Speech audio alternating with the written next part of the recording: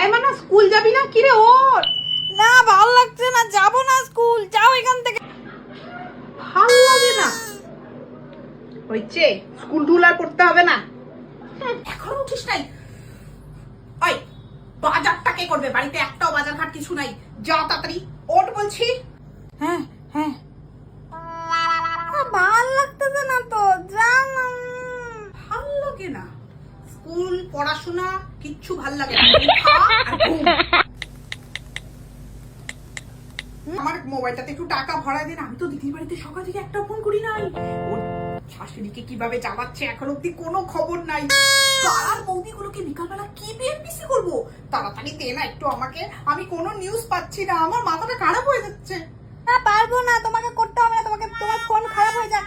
ভাল লাগতেছে না তো, যাও না এখান থেকে। তাতেও ভাল লাগে না, আমি কোথা থেকে পাবো নিউজ? ওইদিকে দেখ গিয়ে ক্রাইম পেট্রোল হয়ে গেল বোধহয়, খবরে দেখাচ্ছে না দিদির শ্বশুর বাড়ি। তুই পড়ে খা। এই মানা, বললাম একটা ছেলে আসছে, নাম বলছে সুজয়, তোর বলে নাকি আবার খুব বেস্ট ফ্রেন্ড। তা আমি কি বলবো চলে যেতে? তোর তো আবার আজকে ভাল লাগছে না, তাই নাকি? চলো আমি আসছি আসছি, দাঁড়াও আমি চুলটা আছড়ে আসছি ঠিক করে। তার মানে সেদিন ঋদ্ধিমার মা আমাকে ঠিকই বলেছে, এই সেই সুজয় যার সাথে তুই প্রেম করছিস, এতক্ষণ তোর ভাল লাগছিল না, এখন তো সব ভালো লাগছে। এখন আমার আর কিছু ভালো লাগছে না, ওই সুজয়ের বংশ আমি গুলি করে মারবো। অপয়া, কি মেয়ে আমার, অভদ্র কোথাকার। পিয়ারে